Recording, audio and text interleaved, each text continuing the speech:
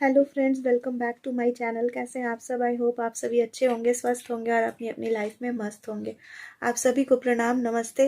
तो व्लॉग शुरू करने से पहले मैं आपको बता दूं कि इस व्लॉग का एंडिंग जो है वो मिस मत कीजिएगा, क्योंकि खाना बनाने का मैं दिखाऊंगी थोड़ा सा, और खाना बना के जब आ जाऊंगी ना तो बैठ के बहुत सारी बातें की हूँ, फिर से वही सेकेंड मैरिज से रिलेटेड, और काफ़ी सारी किस्से कहानियाँ, साथ में आदि का क्या थॉट था जो हम लोग ससुराल से निकल गए, आदि को अच्छा लगा बुरा लगा, ये सारी बहुत सारी चीज़ें डिस्कस की हूँ। तो आखिर तक ज़रूर देखिएगा ब्लॉग को। बस यही बता के चलिए ब्लॉग शुरू करते हैं किचन से। ये देखिए फ्रेंड्स, आज संडे है और संडे को बना रही हूँ चिकन करी। एकदम सिंपलेस्ट वे में समझिए, बस बन जाए खाना, वही हिसाब है। क्योंकि ना तबीयत ठीक है ना मन ठीक है, बस बना ले रहे कैसे भी करके खाना बन जाए शॉर्टकट में। इधर चावल के लिए पानी रखी हूँ, बस अब चावल डालूंगी, भिगो के रखी थी। यहाँ सलाद काटी हूँ और मसाला वगैरह पीसे नहीं है, देखिए फ्रिज में था, तो आज के लिए हो जाएगा। अब फिर फ्रेश पीस के रखूँगी, अदरक लहसुन हरी मिर्च में पीस के बना के रखती हूँ इकट्ठा। आज ख़त्म होगा, फिर कल फ्रेश पीसेंगे जब भी खाना, जो भी खाना बना के रूम में जाना चाहती हूँ जल्दी से। और रही बात बर्तन वगैरह की, बर्तन मोस्टली सब धो लिए हैं, थोड़ा बहुत ये है, और बाकी खाना बनने के बाद जो निकलेगा वो भी आज वॉश नहीं करूँगी, कल दिन में करूँगी आदि को स्कूल भेजने के बाद। चावल का पानी बॉयल होने लगा तो फ़ोन रखती हूँ और चावल पहले डाल दूँ। चावल डाल दिए, चावल बॉयल होने लग गया है, और इधर अदरक लहसुन हरी मिर्च का पेस्ट डाल दिए, हल्दी डाल दिए, मिर्च डाल दिए। जीरा जो है ना पाउडर ख़त्म हो गया है, जीरा और गरम मसाला तो वो ऐसे होल ही डालें, मतलब खड़ा जीरा डालें, खड़ा गरम मसाला डाल दिए हैं। पाउडर ना मैं मंगाती नहीं हूँ जनरली, जीरा गरम मसाला ये सब ना घर पे ही खड़ा जीरा मंगा के रोस्ट करके बनाते हैं। तो ख़त्म हुआ ऐसे टाइम में ना, और अभी मूड भी नहीं ठीक है कि बनाओ, सब कुछ ला के रखी हूँ, बस बनाना है उसको रोस्ट करके। गरम मसाला का पाउडर ये देखिए सब खाली पड़ा है डब्बा मेरा, गरम मसाला का पाउडर, जीरा का पाउडर, तो ये सबको करना है काम। करूँगी, थोड़ा दिमाग ठंडा हो जाए मेरा, फिर इसके बाद अभी नहीं मन हो रहा है। रात के लिए भी ना खाना बनाना नहीं होगा, क्योंकि यस्टरडे दिमाग एकदम ठीक नहीं था, तो और साथ में चेस्ट पेन होने लग गया था बहुत, इतना रोने धोने से क्या ही होगा मुझे। तो बस इसीलिए ना पूरा दिन सोई थी, बहुत अनकंफर्टेबल लग रहा था, दर्द हो रहा था, तो इसीलिए पूरा दिन तो खाना खा ही नहीं, आधी घर में ही था। कल भी सैटरडे था, तो उसको बोले थे हमसे होगा ही नहीं कुछ बनाना, तो वो अपने से मैगी बना के खा लिया था दोपहर में, और रात को जो है बाहर से खाना मंगाई थी, राइस चिल्ली पनीर ये सब, तो वो भी ना मंगा तो दी थी, तो समझिए आधी ही खाया है, मेरे से तो खाया भी नहीं गया, ज़रा सा बस खाई थी क्योंकि थोड़ा दवा खाना था मुझे। तो वो सारा खाना जो है ना बचा हुआ है फ्रिज में, तो अभी तो ये चिकन और राइस खा लेंगे, और रात को फिर वो जो फ्राइड राइस है चिल्ली पनीर है वो सब गरम कर देंगे, हो जाएगा काम उसी में डिनर का। तो बस ये खाना बना लूँ, इसके बाद चलूँगी रूम में। मेरे हुलिया को थोड़ा सा एक्सक्यूज़ कीजिए, क्योंकि मन नहीं है कुछ भी कि रेडी हूँ। एक बिंदी लगाना चाहिए था मुझे, एटलीस्ट लगाया ही नहीं, उस वजह से ऐसे ही हूँ बस। तो खाना बना लें, फिर मिलते हैं फ्रेंड्स। नहीं मन हो रहा है ब्लॉग बनाने का, ज़बरदस्ती का बना रही हूँ आज। तो फ्रेंड्स ये देखिए खाना बना ली, खाना बना के ला के रख दी। ये सलाद के लिए प्याज टमाटर नींबू, ये ब्लैक सॉल्ट है, यहाँ है चावल, और ये है चिकन करी। तो खाना तो बन गया, लेकिन मुझे खाने की इच्छा नहीं हो रही है एकदम भी, तो मैं आदि को बोली हूँ अपने से थोड़ा सर्व कर लो। पेपर प्लेट में ही खाते हैं ना, तो बस बोले हैं खाना ला के रख ही दी हूँ, पेपर प्लेट में सर्व करो, खा लो, और मैं थोड़ा रेस्ट लूँगी, मुझे अच्छा नहीं लग रहा है। तो अब रेस्ट लूँगी और एक बिंदी लगा रही हूँ, ताकि थोड़ा सा शक्ल मेरा ठीक दिखे, ऐसे ही तो उल्लू जैसी दिखती हूँ। तो फाइनली फ्रेंड्स बन गया लास्ट पार्ट, लेकिन पता है मतलब अगर बोले 100 में से शायद 10% ही आप लोगों को बताई हूँ, क्योंकि इतनी सारी चीज़ें होती है ना, तो वो सब कुछ अगर व्लॉग में बताने जाओ उतने में ही देख रहे हैं 1 घंटे से ज़्यादा का व्लॉग बना है। लास्ट पार्ट काट छाट कहाँ करेंगे, कितना एडिट करके निकालेंगे और मेन चीज़ बताएंगे। ये सब चीज़ ना बताने की नहीं होती, इंसान को समझना पड़ता है कि क्या कुछ गुजरता है, जिस पे गुजरता है वही जानता है। वो कहते हैं ना, घायल की गति घायल जाने और न जाने कोई। तो बस वही है, सब कुछ बता पाना पॉसिबल भी नहीं था। और सबसे ख़राब और क्या लगता था पता है, मैं तो जो अपना सह रही थी वो तो खैर सह रही थी, मेरे साथ साथ ना आदि को भी बहुत कुछ सहना पड़ जा रहा था। और वही चीज़ मुझे नहीं गवारा हो रही थी। मुझे ऐसा लगता था कि वो अगर एक पिता होके अपनी जिम्मेदारी नहीं निभा रहा है, एक फादर होने की जिम्मेदारी बच्चे के प्रति, तो जन्म आदि को मैंने भी दिया है, तो ये मेरी रिस्पॉन्सिबिलिटी बन जाती है कि आदि को एक माँ और पिता दोनों की जो जिम्मेदारी होती है वो मैं निभाऊं और उसको बहुत अच्छी परवरिश दूं। तो ये चीज़ वहाँ रह के पॉसिबल नहीं था। बच्चे के सामने इतने झगड़े होते थे ना कि क्या बताऊं, बच्चे लोग भी सब सुनते थे, दोनों ही बच्चों के सामने सोचिए, एक पिता अपनी माँ से अपनी वाइफ से कह रहा है, मतलब बच्चों की माँ से कह रहा है कि डिवोर्स दो चली जाओ, डिवोर्स दो चली जाओ। क्या इम्पैक्ट पड़ेगा ऐसे बच्चों पे।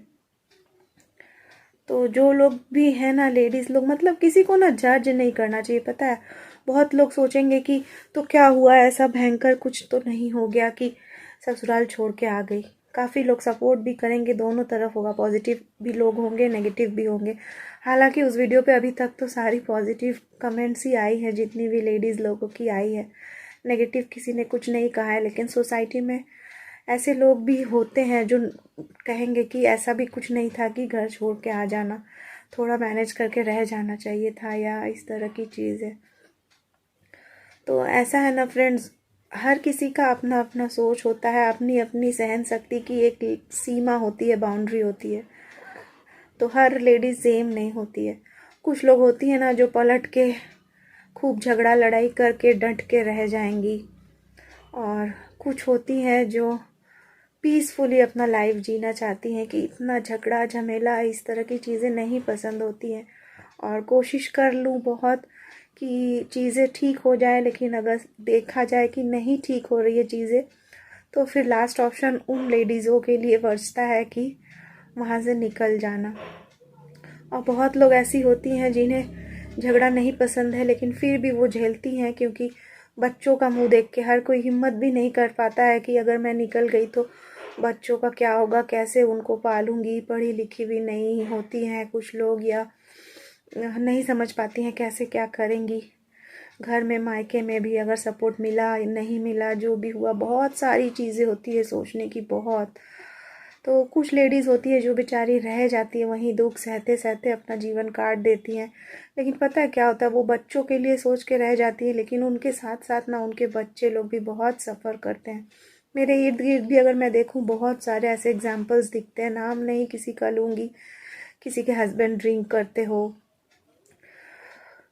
कोई किसी से दूसरे से किसी से रिलेशन हो हस्बैंड लोग का, या मार पिटाई करते हो, झगड़े करते हो, काम ना करते हो, लेज़ी हो, घर बैठ के खाना पसंद हो। ऐसे ऐसे भी बहुत तरह के लोग होते हैं। और कितनी ही लेडीज़ होती है जो सहती रहती हैं, पूरा लाइफ सहते सहते निकाल देती हैं। लेकिन क्या होता है, उनके बच्चे लोग भी सफ़र करते हैं, पता है, उनके साथ साथ। मतलब बच्चे भी सुकून से नहीं जी सकते, यही सब मार पिटाई, झगड़े, लड़ाई, गाली गलौज देख के बड़े होना। तो वो बच्चों का जो बचपन है ना, वो भी कहीं ना कहीं छीन जाता है, वो भी खुल के जी नहीं पाते हैं। और कहीं ना कहीं रिलेशनशिप में आने से उन्हें भी डर लगने लगता है। पता है कि अगर शादी हो तो इस तरह की चीज़ें होती है, क्योंकि जो बच्चा आँख से देखता है वही ना सीखता है। तो मैं नहीं चाहती थी कि मेरे बच्चे को ऐसे टॉक्सिक एनवायरनमेंट में मैं रखूं। और साथ में बस ये भरोसा था कि भगवान ने हाथ पांव दिए हैं। नहीं हूँ बहुत ज़्यादा पढ़ी लिखी नहीं हूँ, लेकिन एकदम गंवार भी तो नहीं, पढ़ाई लिखाई की तो हूँ, साथ में खाना वाना बना के कुछ कर सकूँ, ये काबिलियत भी है मुझ में। और बहुत ज़्यादा हार्ड वर्क कर सकूँ, भगवान ने वो ताकत भी दी है। तो बस यही सब सोच के कि आदि को एक अच्छा लाइफ दूंगी मैं निकली थी। वरना पता है वो छोटा सा 3-4 साल का बच्चा, वो इतना सहमा सहमा वहाँ पे रहता था। मतलब उसका जो फादर है वो उसको जब तब मतलब का मारता था, क्योंकि वो मम्मा से ज़्यादा क्लोज है। दोनों बच्चे ही मेरे से ज़्यादा क्लोज थे पता है। मतलब मेरे हस्बैंड की पहले शादी से भी जो बेटा है वो भी मुझसे ही ज़्यादा क्लोज था। सब अपने फादर से डरते थे दोनों, क्योंकि जब तब कब मार पड़ जाए कोई ठिकाना नहीं है। और उनको बचाने के चक्कर में मुझे भी पड़ ही जाती थी मार कई बार।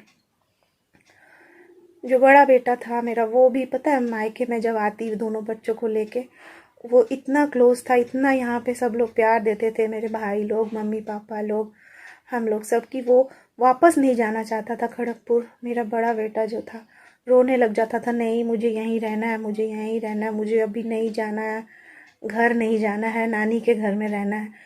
इतना प्यार हम लोग यहाँ देते थे उसको। और मेरा बेटा जो है आदि, वो खड़गपुर में जब ये सारी चीज़ें बिगड़ गई थी ना इतनी ज़्यादा, तो पता है सुबह उठता ना तो मुझे वॉशरूम तक नहीं जाने देता। कहता था कि नहीं मम्मा आप वॉशरूम नहीं जाइए, जब पापा ऑफिस चले जाएंगे उसके बाद आप वॉशरूम जाइएगा, नहीं तो आप जैसे ही वॉशरूम में रहेंगी पापा आके मारेंगे। इतना सहमा रहता था बच्चा मेरा। बोलिए ऐसे करके बच्चे को रख सकते हैं? इतना डर डर के रहे, मैं डर के जीऊँ, मैं सहती रहूँ, बच्चा भी डर डर के जिए, क्या इम्पैक्ट पड़ेगा बच्चे पे।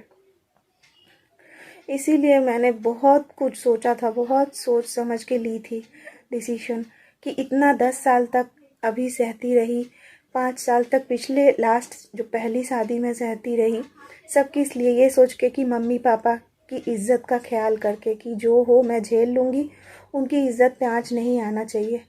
लेकिन अब क्या था ना, मम्मी पापा की बेटी होने के पहले मैं एक माँ भी थी, तो मुझे मम्मी पापा से पहले एक अपनी जो माँ होने का फ़र्ज़ है वो निभाना था, अपने बच्चे को अच्छी परवरिश देनी थी। तो मैंने बस मम्मी पापा को सेकंड प्रायोरिटी में रखा और अपने बच्चे को फर्स्ट प्रायोरिटी में रखा, और जो चीज़ जो डिसीजन मेरे बच्चे के लिए मुझे सही लगी थी वो मैंने किया। तो बस यही है कि अच्छी माँ बनने के चक्कर में मैं कहीं ना कहीं बुरी बेटी बन गई थी कुछ टाइम के लिए। लेकिन फिर भी मैं कहती हूँ मुझे कोई रिग्रेट नहीं है, कोई अफसोस नहीं है अपने डिसीजन पे, क्योंकि मैं जानती हूँ कि अगर मैं एक माँ हूँ और पिता जिम्मेदारी नहीं निभा रहा है अपने बच्चे को खाने के लिए, कौन सा ऐसा पिता होगा जो कहेगा कि सेरेलैक बच्चे ने ज़्यादा खा लिया, जल्दी कैसे ख़त्म हो गया। वहाँ ना एक एक चीज़ का हिसाब रखता था वो। एक अगरबत्ती का पैकेट भी घर में आया है ना 10 रुपए का, तो वो भी सब कुछ लिखा जाएगा। और बच्चा जैसे जैसे बड़ा होगा तो उसका तो डाइट भी धीरे धीरे बढ़ता है ना, तो सेरेलैक ऑब्वियस सी बात है कि धीरे धीरे थोड़ा जल्दी ख़त्म होगा, क्योंकि वो थोड़ा अगर 1 चम्मच खाता है तो धीरे धीरे 2 चम्मच खाएगा घोल के, फिर 3 चम्मच खाएगा। ऐसे डाइट भी तो बच्चे की बढ़ती है उम्र के साथ साथ। लेकिन वो इतना गंदा इंसान था ना, अपने बच्चे की डाइट, अपने बच्चे के खाने पे भी हिसाब करता था कि बच्चे ने ज़्यादा खा लिया। सोचिए एक माँ कैसे बर्दाश्त करेगी ये सब। नहीं होता था। इसीलिए फिर मैंने काम भी करना शुरू किया, तब भी शांति नहीं है कि मैं काम कर रही हूँ तो ये है मैं अपने बच्चे को सही से ये सारी चीज़ें अरेंज कर सकूँ, दूध सेरेलैक और 1000 खर्चे होते हैं। उसके लिए मैंने काम शुरू किया था कि उसे किल्लत ना हो और मम्मी पापा से भी मुझे मांगना नहीं पड़े। थोड़ा सा ना आत्मसम्मान के साथ जीना पसंद था मुझे। मम्मी लोग तो दे ही देते थे पैसे, जानते थे कि मुझे किल्लत हो रही, हस्बैंड नहीं दे रहा तो मम्मी पापा देते। लेकिन मुझे नहीं अच्छा लगता था उन लोगों से पैसे लेना। मैं सोचती थी मैं खुद ही कुछ काम कर लूँ, और काम करने का परमिशन भी उसने दे दिया तो मैंने शुरू कर दिया काम। लेकिन ये नहीं पता था कि उसकी एक्सपेक्टेशन है कि काम करके पूरा पैसा उसके हाथ में थमा दूँ मैं। तो फिर क्या ही फ़ायदा हुआ, वो फिर भी तो वही किल्लत करता रहेगा। फिर भी घर के कितने खर्चे मैं उठाने लगी थी पता है। वो आदमी ही सही नहीं था, पता है क्या बोलूँगी। तो यही है कि मुझसे जितना सहा गया 10 साल तो मैं सहती ही रही। लेकिन फिर मेरे बच्चे को तकलीफ़ होने लगी ना, खाने पीने की किल्लत होने लगी, तो वो मैं नहीं सह पाई कि नहीं, मैं अपने बच्चे को अगर जन्म दी हूँ मैं निभाऊंगी उसको पिता की भी जिम्मेदारी और उसको बहुत अच्छा फ्यूचर दूंगी। अगर मेरी ये सोच गलत थी जिन लोगों की नज़रों में तो ठीक है, मैं उन लोगों की नज़रों में गलत रहना ही चाहूँगी। नहीं, मुझे अच्छा बनना है, इसीलिए मैं कई बार फिर डप होकर कहती हूँ हाँ ठीक है मैं ही ख़राब हूँ, बस बात ही ख़त्म हो जाएगी, इसके आगे मैं ख़राब हूँ। और उसके शक करने की बीमारी तो क्या ही बताऊँ, बाप रे बाप, इस लेवल का शक का बीमारी ना, भगवान ही बचाए ऐसे लोगों से बाबा। होम डिलीवरी करने लगी थे हम लोग, मतलब मेरी स्टाफ लोग थी, मैं थी, तो खाना हम लोग बोले ना लंच डिनर रोटी सब्जी सब कुछ भी बनाने लगे थे स्नैक्स के साथ साथ। जैसे जैसे दुकान ग्रो होगा तो खुशी की ही बात है ना, धीरे धीरे काम आगे बढ़ रहा है तो और थोड़ा अच्छा किया जाए, शाम के स्नैक्स के साथ थोड़ा सा लंच डिनर का भी अरेंजमेंट कर लिया जाए। तो लंच जब होता तो क्या होता कि घर में बना के, दुकान तो खोल नहीं पाती थी सुबह क्योंकि घर का काम भी देखती थी, ऐसा नहीं है कि काम कर रही हूँ बाहर तो घर का काम फेंक के काम करूँगी, नहीं, घर की पूरी जिम्मेदारी संभाल के तब मैं शाम को दुकान संभालती थी जाके अपना। तो लंच वगैरह का जब ऑर्डर हो तो क्या करती थी, खाना बना के घर से ही जा जाके दे के आती थी, दुकान के आसपास से ही ऑर्डर होता था, जा जाके लोगों के घरों में पहुंचा के आती थी। और डिनर के टाइम में जब होता तो डिनर के टाइम तो दुकान में ही रहती थी, वहीं से कभी मैं चली गई, कभी मेरी जो स्टाफ है वो चली गई, ऐसे हम लोग खाना जा जाके जहाँ जहाँ ऑर्डर है, मतलब होम डिलीवरी भी करते थे घर के आसपास जो भी ऑर्डर आता था।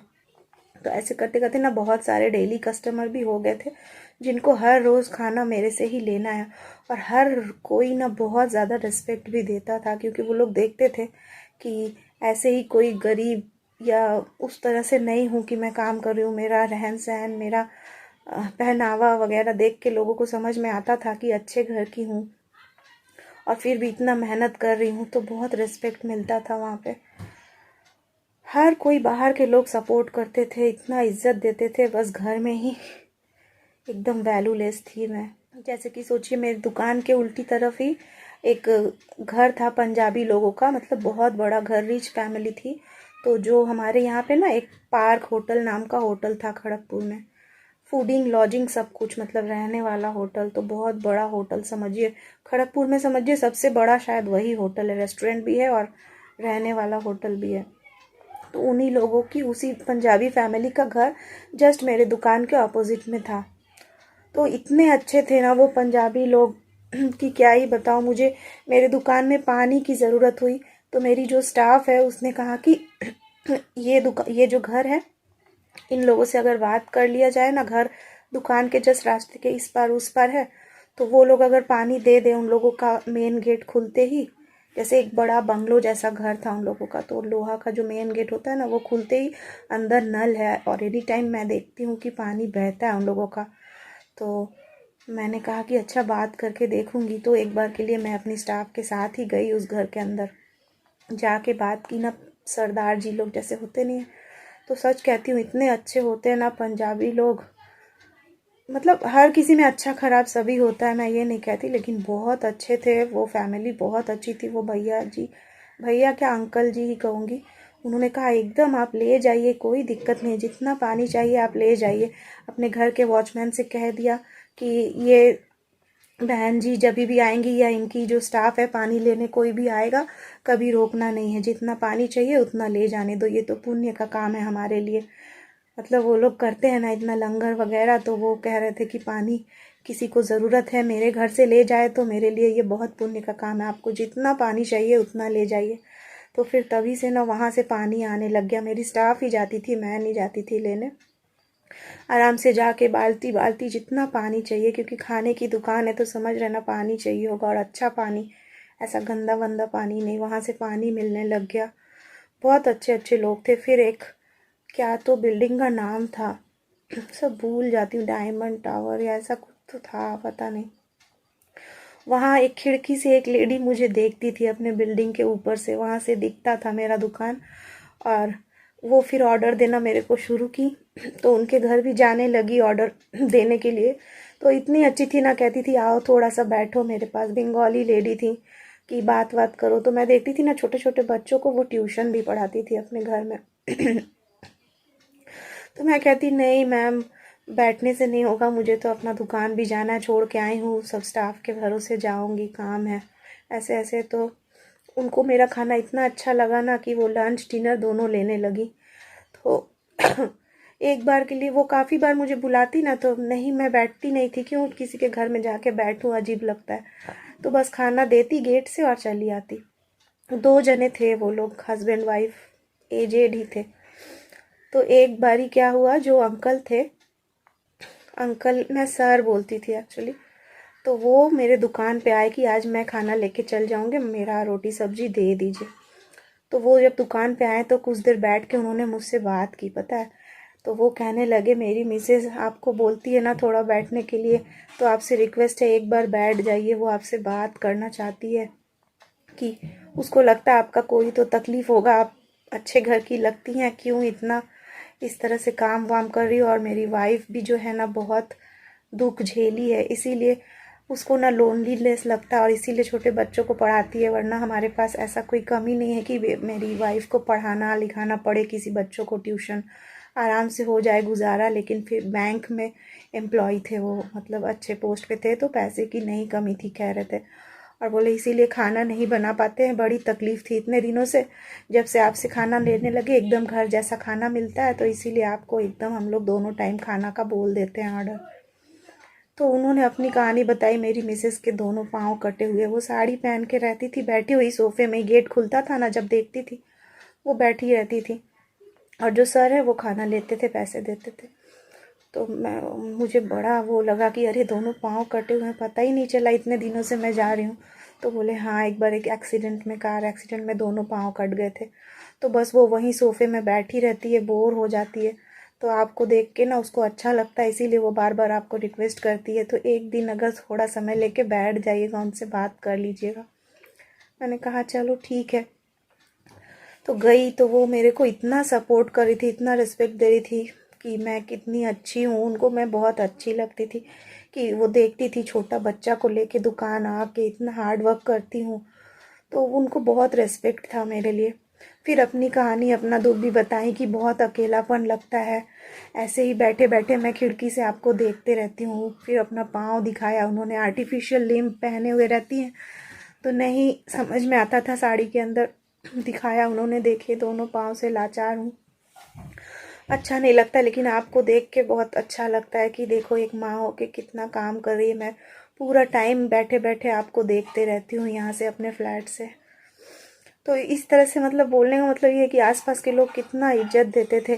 कई सारे ऐसे लोग थे जो जॉब से वापस आ रहे हैं, तो खाना लेते हुए घर जाएंगे, सब दीदी दीदी कहते थे मुझे, बहुत लोग। और जो लोग डेली आने लगे थे ना, उन लोगों से एक अच्छा खासा हो जाता है ना बॉन्ड, कि हाँ कैसे हैं भैया, या कुछ इस तरह की बातें होने लगती हैं थोड़ी सी। और फिर साथ में हम लोग 4-5 लेडीज़ लोगों का ना एक ग्रुप भी बन गया था, पता है, दुकान पे। तो शाम होते ही दुकान खुलेगा, सारी आ जाती थी वो लोग, सब हम लोग बैठ के खूब बातें भी करते थे। क्योंकि हर समय ही बिजी रहूँगी दुकान में, ऐसा तो नहीं है, कभी थोड़ा फ्री टाइम भी मिल जाता था, क्योंकि स्टाफ लोग भी थी ना, तो वो लोग भी संभाल लेती थी, सब सिखा दी थी कैसे क्या काम करना है। तो बैठ के खूब बातें करते, दुकान जाना ही मुझे अच्छा लगता था, पता है। घर में तो क्या था, रूम अलग अलग है, कोई किसी से बात ही नहीं कर रहा, कभी कुछ ज़रूरी बात है तो बच्चों के थ्रू होगा, मम्मी को बोल दो या पापा को बोल दो, ऐसे। तो इतना मतलब घर में रहते हुए भी हस्बैंड के इतना लोनलीनेस लगता था। कोई को किसी से कुछ मतलब नहीं है, सब अपने अपने काम से, बस टाइम से खाना दे दो, खा लिए, जॉब में चले गए, आ गए, कंप्यूटर में लेके बैठ गए, सो गए, यही फालतू एकदम लाइफ थी। और दुकान जाने से अच्छा लगता था कि एटलीस्ट किसी से बात कर पाऊंगी, पता है, नहीं तो पूरा टाइम ऐसे चुपचाप बीतता था। बच्चे लोग भी स्कूल चले जा रहे हैं, सारा दिन चुपचाप बैठे रहो बैठे रहो। दुकान जाके थोड़ा लगता चलो बात, तो सबसे बात करते ना, तो ऐसे ही एक और क्लाइंट से थोड़ा सा अच्छे से बात होने लगा था। और कॉलेज स्टूडेंट या कॉलेज में, स्कूल में शायद स्टाफ या ऐसा कुछ। तो क्या हुआ ना, रोज खाना वो लोग ले जाते थे, हर किसी को होम डिलीवरी नहीं करते, बहुत जन है जो आके भी ले जाते थे, दुकान के आसपास ही थे। तो एक बारी सब कोई ऑर्डर व्हाट्सएप में ही देते थे, व्हाट्सएप में ऑर्डर मिल जाता था और हम लोग डिलीवरी कर करके आते थे। कभी मेरी स्टाफ को भेज देती, कभी मैं चली जाती, ऐसे करके जब जैसा हो।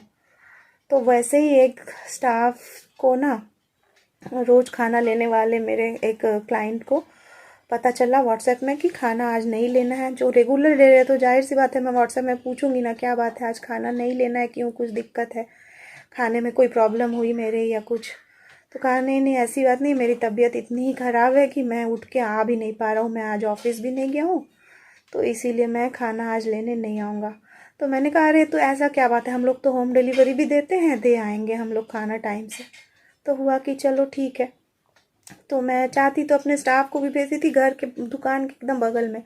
तो बस वही था कि मैं चली गई कि जाके थोड़ा हाल चाल भी खैरियत भी पूछते आऊँगी खाना दे के, क्योंकि रोज़ कोई कस्टमर मेरे से ले रहा है, बातचीत भी होती है, तो बस उसी लिए मैं चली गई थी।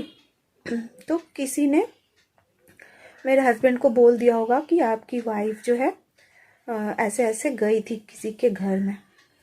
तो क्या करने गई थी, बस खाना देना था, खाना दिए, थोड़ा हाल चाल पूछ लिए, बस इतना ही। तो फिर मेरे हस्बैंड ने मेरे से पूछा कि तुम गई थी उस इंसान के घर पे। तो मुझे क्या है, मैं कोई गलत इंटेंशन से गई क्या हूँ, चाहती तो छुपा लेती मेरे हस्बैंड से। मैं बोली हाँ गई तो थी, उसको ऐसे बुखार था, तो मैं सोची कि चलो मैं ही दे आऊँ, थोड़ा हाल चाल भी पूछते आऊँ, क्योंकि डेली कस्टमर है। हस्बैंड भी दुकान में आते थे तो वो भी जानते थे कौन कौन मेरे डेली कस्टमर लोग हैं। तो बस उसी में बिदक गया कि एक बैचलर के घर पे क्यों गई। तो मैं बोली अब क्लाइंट जो है वो बैचलर है कि जवान है कि बुढ़ा है कि शादीशुदा है, ये सब भी देख के होगा क्या। जो क्लाइंट है तो बस क्लाइंट है, कस्टमर है दुकान का। तो मैं तो सब जगह जाती हूँ, जो शादीशुदा है उनको भी डिलीवरी होती है, ऐसा तो कोई नहीं कि खाली बैचलर लोग के घर में ही डिलीवरी हो रहा है, हर जगह डिलीवरी हो रहा है। कभी मेरी स्टाफ जो है उसको भेज देती हूँ, कभी मैं चली जाती हूँ। तो ये तो आपको पता ही है इसमें क्या है, वही लेके बिगड़ा था सारा चीज़, पता है कि क्यों गई वही लेके। परेशान थे हम, नया तो क्या था, हमेशा ही उसका था कुछ ना कुछ चलता था। और साथ में आदि का भी किल्लत, आदि को तो बहुत परेशान करते रहता था बाबा। पहले तो आदि इतना सदमे में रहता था ना, वहाँ पे तो कुछ बोलता नहीं था। जब उसको पता चल गया कि हम लोगों ने परमानेंटली छोड़ दिया है वो घर और जाना नहीं है खड़गपुर मतलब क्वार्टर, तब जाके वो मुझे चीज़ें बताता था कि मम्मा ऐसे ऐसे पापा करते थे, पता है। तब मुझे लगता था कि बहुत अच्छा हुआ मैं छोड़ दी। आदि भी खुश था कि हम लोग वहाँ से चले गए। उसके अंदर से जो डर बैठा हुआ था ना हर समय, मार खाना पड़ेगा मार खाना पड़ेगा, वो डर से उसको रिलीफ मिल गया था। खुश था कितना, हम लोग रेंटेड हाउस में जब रहने लगे थे, पता है। छोटा सा बच्चा भी इतना सहमा सहमा रहता था उस घर में। तो मुझे नहीं लगता है कि मैंने कोई ख़राब काम किया है उसका घर छोड़ के। और बाकी हर तरह के लोग होते हैं, कुछ लोग सोचेंगे कि नहीं ये डिसीजन नहीं लेना था, तो अपनी अपनी सोच है भाई, जिसको जो सोचना है सोचते रहे। जो मुझे अच्छा समझेंगे वो अच्छा ही समझेंगे, जो ख़राब समझेंगे वो ख़राब ही समझेंगे। परवाह ही नहीं है मुझे और कुछ, इतना सब कुछ देख ली हूँ ना लाइफ में कि और कौन क्या सोचेगा उसके लिए बैठने से तो चल चुका मुझे। कितना काम रहता है। आपको एक चीज़ दिखाती हूँ, लास्ट पार्ट बनाने में ना कितना, मतलब एक चीज़ काफ़ी सारी है, चलिए दिखाऊं पहले। ये देखिए, पता चल रहा आपको ये सब क्या है? टिश्यू पेपर है। ये इतना सारा टिश्यू पेपर यूज़ हुआ है तब जाके लास्ट पार्ट बना है, समझ रहे हैं कितना रोई हूँ।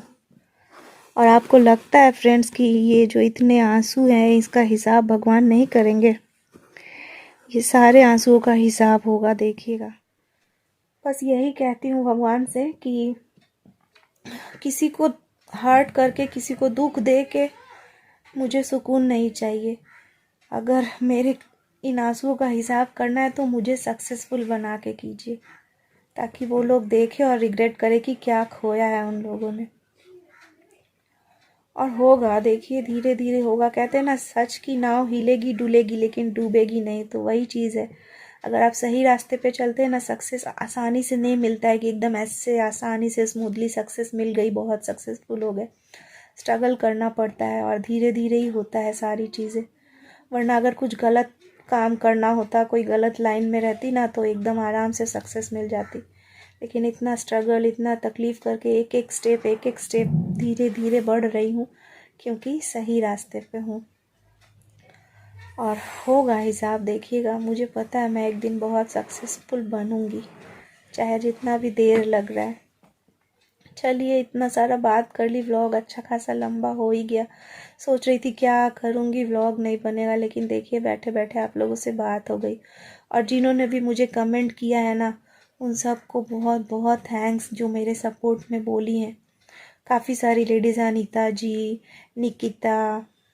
निकिता मेरे से छोटी है, इसीलिए मैं सिर्फ निकिता बोल रही हूँ। निकिता है, हिना जी हैं, साबिया जी हैं, एक गुप्ता केकरी से कोई मैम का आया था, और कौन कौन, किसी का नाम भूल रही हूँ तो सॉरी, माफ़ कीजिएगा। आया है, बहुत सारा कमेंट आया है, देखी हूँ, पढ़ी हूँ और रिप्लाई भी दी हूँ आप सभी को।